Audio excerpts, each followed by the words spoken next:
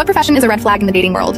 I went out on a date with an entrepreneur about 4 years ago, and the experience was traumatizing. He arrived late because he had to go home first to switch to his sports car. He pulled out his car key with a BMW logo and dropped it on the table. Rather than feeling impressed, I felt incredibly hungry after waiting half an hour for him to arrive. Throughout the night, he compared our date to his previous experiences in a condescending manner, saying things like he typically goes out with girls who are much skinnier. All I could say was, haha, is that so? He even talked about how as a business owner, he was high on the list of eligible bachelors with many options to choose from. Before I could respond, he proceeded to talk about how as a CEO, it was hard to find genuine connections since all the girls wanted him for his money. He added how success in the business world was something most women couldn't comprehend, and then paused before asking me about my profession. I told him how I was a nurse, and he randomly apologized, saying that if we were to get married, I wouldn't need to work. I sat there absolutely shaking with anger. He continued with how I would never be able to make real money as a nurse, and that I was basically just a fancy maid for sick people. In the middle of his speech, he called over a friend he had spotted across the room, and proceeded to hold a 15-minute-long conversation about his amazing business in front of me. His friend appeared super uncomfortable. My date left the table when the food arrived to freshen up in the bathroom, and his friend took the opportunity to warn me to leave while I could. But before leaving, his friend added a few extra expensive liquor to the unpaid tab for the businessman, as an apology for what I went through. Unsurprisingly, that CEO continued having a hard time finding someone willing to marry